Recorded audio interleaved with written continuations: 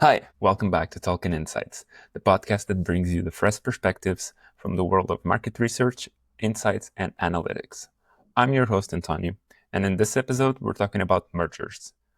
Mergers and how two different companies come together and are reshaping the future of predictive intelligence and insights. See, a couple months ago, Mintel, an expert in market intelligence, announced its acquisition to Black Swan Data, a leader in the AI-powered trend prediction. It was a bold move that kind of signals a shift in how research companies are thinking about the future. So, in order to unpack the strategy behind this acquisition and to understand how some of you can learn about new companies, new mergers, and acquisitions, I invited the two special guests, Matt and Hugo, the CEO of Mintel and co-founder and CEO of Black Swan. Together, we'll explore how this partnership makes sense now and what's the context behind it. Now, without further ado, here's Matt and Hugo. I want to start with some context because I know that some people know about Mintel, they know about Black Swan, and they're both well-established names in the insight space, in the industry. But now you're together in this collaboration. I don't know how you want to call it. And I want to know how it all came together. Why now? Tell me everything. What brought you together? We started talking back in August last year, and I think it was coming from a position that, Mintel's been an established player in the insights and market research place for 50 years. We've had a lot of success, a lot of growth, and built a really strong brand. But I think we were aware that the times are changing. There's a lot more going on in the world around artificial intelligence and just the need for more agile, faster insights and really that understanding of, not just what consumers are doing today, but what they're likely to do in the future. And so I can't even remember how we actually met, but we actually sat down in our boardroom in London for a few hours with Hugo and some of the team. And we walked away from that saying there's a great fit here, not just from a data and an insight perspective, but from a cultural perspective as well. And that started off the conversations, and it took a while to come to fruition. But we've been sort of, I guess, publicly together now for a couple of months, and the reception's been really strong. I'm sure Hugo can probably add his color to it as well. Yeah, I think from our side of the fence, Black Swan is a lot younger than Mintel. In many ways, Mintel's been around 52 years, and Black Swan's been around just over a decade. So, but in sort of big data terms, I suppose that makes us kind of old men of the AI world. But we saw an opportunity to do two things really. One was to find a way to allow Black Swan to grow to its next level and really realize the full potential of the solutions and technology we've built. But then also, I think too, which I'm sure we'll come on to talk a bit more, but to kind of unlock the power of very complementary data assets. And so for us, it's always been about how can we build the most accurate predictive intelligence solutions for our customers and allow them to predict with more confidence. And we saw a great opportunity to look at how we could bring what we can do from consumer social prediction, but then bringing that together with data sources like GMPD data to essentially bring both sides of the coin together. And we found that a lot of our customers were kind of doing it anyway, behind the scenes and manually sort of working out how they can smash these things together. So there was a lot of sort of forces that made it feel like a very natural fit. And as Matt said, I think once we sat down, it just seemed like a no-brainer really to look at how we could build both businesses faster together. So there wasn't like a light bulb moment to understand that this merger was the right move. Yeah, I think it was pretty quick in that first Yeah. one. Felt very natural. And then obviously there's a whole bunch of lawyers get involved after that. But I think the light bulb went off pretty quickly. And is it helping this merge and the fact that the two companies are together? Is it helping both brands or in this case, both brands, but is it helping better prioritize the future of both companies and the way that you're going to prioritize the innovation on both companies and the future of it? Yeah, it like with any sort of acquisition coming together, it's taking a little bit of time to work out, what are the areas. I think one of the things that we've realized is that we're not short of opportunities and areas that we can chase. But as we've sort of worked through the process and really gotten to understand each other even more, I think it's become a lot more apparent about where there's immediate opportunities for us to play into it. And as Hugo sort of alluded to, this idea of predictive analytics or predictive intelligence, which, I mean, let's be honest, the market research industry has been chasing for a while, but technology's caught up with artificial intelligence and advancements in machine learning, I think it's sort of progressed that. And we see a great opportunity to really be able to do that for that innovation and CPG space, which I think's been crying out for it for a long time. So, I mean, that's the sort of general direction that we're heading in and trying to fast track that. It's interesting that you talk about predictive analytics. I've been doing this episodes for quite a while, and I think it's the first time that someone mentioned that both things together. Some people say that there's the whole AI, there's the whole different ways to do insights and analytics and everything. I was wondering, what was your idea or what was your opinion on the predictive analytics role in the innovation funnel, or where does it position in the whole industry in a way? I can start there. I think I actually had this conversation with a lot of customers, really. I think there is obviously a lot of interest in what's emerging out of generative AI and large language models and advanced in machine learning. But I think what's happened in the last 12 months is people have kind of gone back to focusing on what's the business problem we're trying to solve. And that's really where I think what the vision that we're building with Mintel fits in. So yes, absolutely, kind of machine learning and AI is the underpinning capability that's going to enable us to do it. But it's actually also about focusing on what problem are we trying to help our customers solve and how do we make them win? So there's a much lauded statistic that varies in number, but essentially the failure rate of innovation in CPGs, depending on which stat you read, is somewhere around 85%.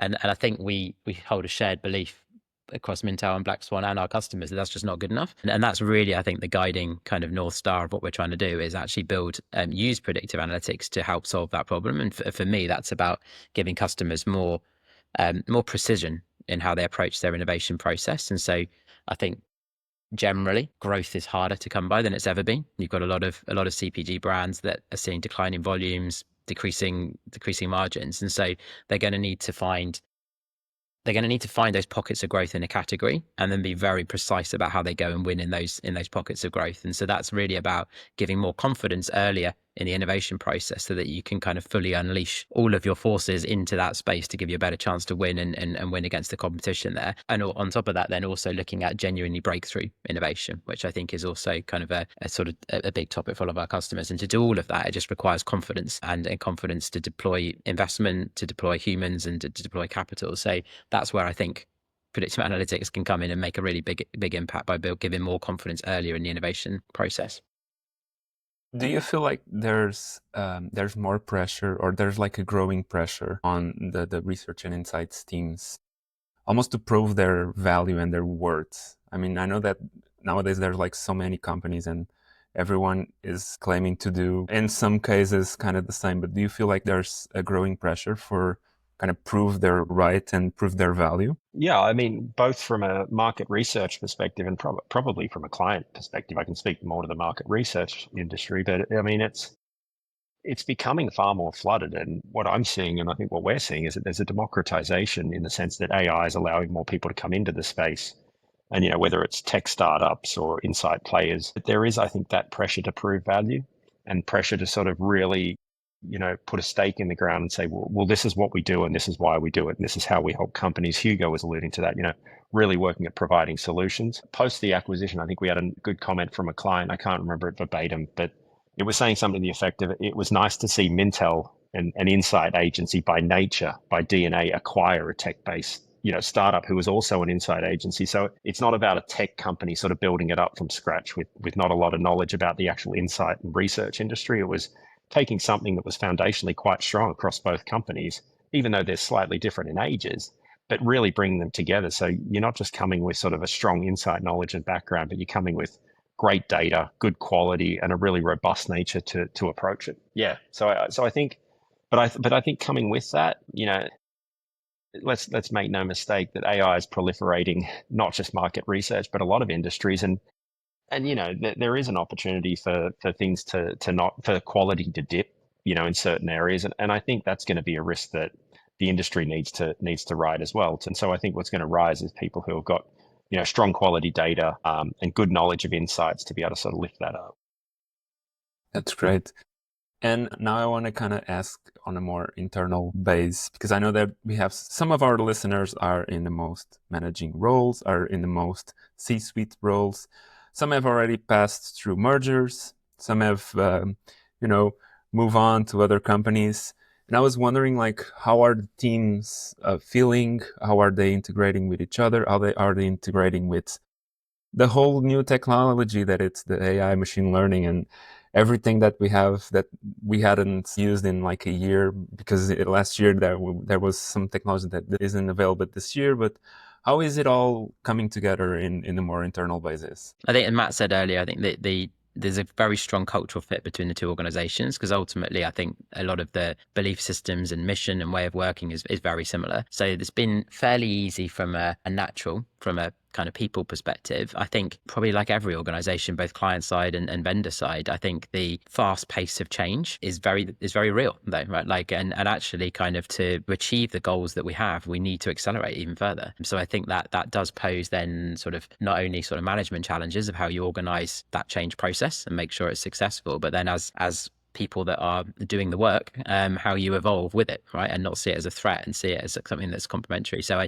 I'd say that we probably face very similar challenges, whichever side of the fence you're on from an agency or supplier, about how you kind of navigate that with the people in the organization. But I think so far, kind of from a specifically Black Swan Mintel perspective, it's felt like a very complementary process. And I think there's a lot of excitement about seeing the kind of capabilities come together, and people are just genuinely enthused to see what it can produce. And that's probably the number one question we're getting from clients right now is, this sounds great, kind of, how do I use it? Which is a very nice reaction to get, because I think the understanding is very natural about the power in that data, and now it's kind of our job to make sure that we realize that.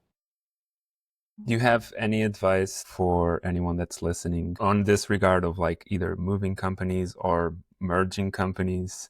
Do you have any advice on that? You can get. Be braced for lawyers. Yeah, that's. I think going into it eyes open, right? Like lots of kind of honest conversations. Like, it's never going to go exactly as planned. There's going to be bumps in the road, and having a human understanding of that and a kind of shared vision for where we're trying to get to long term. So I think the cultural fit piece is absolutely key. Without that, I think I can't remember the exact statistic, but kind of is only about 20% of acquisitions actually success. So the failure rate is high, a bit similar to CPG innovation. So I think that you have to pay attention to the detail and pay attention to the people and every stage of the process. So, but I think that my learning so far is that it's the human side that's most important, right? Humans ultimately kind of reject other humans. So I think you need to get that right and pay attention to that. And just quickly, I think the transparency as well. I think that was one of the things that we appreciated, was that, we had at times robust, but also very honest conversations. And I think that allowed us to get to a point where it wasn't just about acquisitions and coming together. It was, we could actually, from day one, start to move forward effectively. And we weren't finding a ton of, skeletons or anything in the closet. So that really helped as well.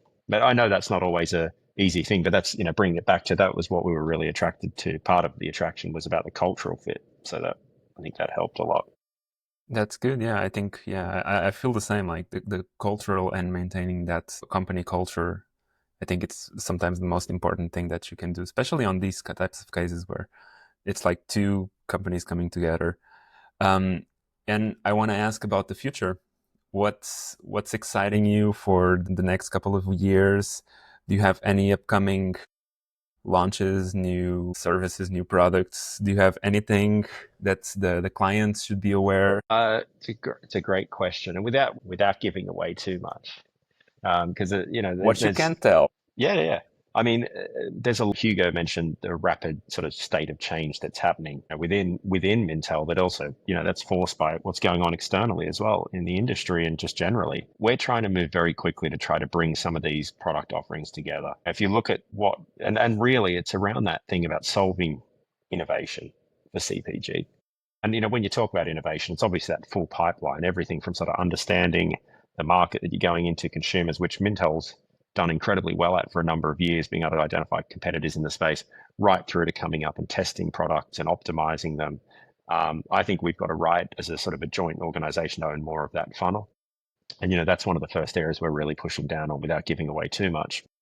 Mintel's built a strong reputation over 50 years of having that really structured way of looking at what consumers are doing, what markets are doing, what new products are being launched. And then, really complementary to that is Black Swan sort of being able to anticipate consumer trends and where they're going and where they're likely to move. And a lot of that is about, whether you call it predictive analytics or de-risking or providing surety around innovation launches, but it's just providing our clients and companies and brands with the opportunity to sort of have more confidence going into that as well. So that's one of the first areas where we're looking to push down on. I mean, obviously a key part of that is, and something I think we're all passionate about, is how we make insights accessible. I think at times, you could have the best insights and the best data and the highest quality in the world, but if clients can't get to them easily or can't integrate them into their day-to-day, then I think we've probably failed as a company and as an industry. And so I think that's something we're passionately going after as well. Thank you so much for your time. Thank you so much for the conversation. I'm just left with wishing you the best of luck, the best of success for both companies, for both of you. And hopefully in a year we can have this conversation again, and we'll have like a 1-year recap of how is it going again, and we'll continue to do it, and hopefully it'll be as interesting. It will be an interesting conversation as this one. So Forward to it. Thank you so much. Appreciate the time. Thank you. Thanks, Sam.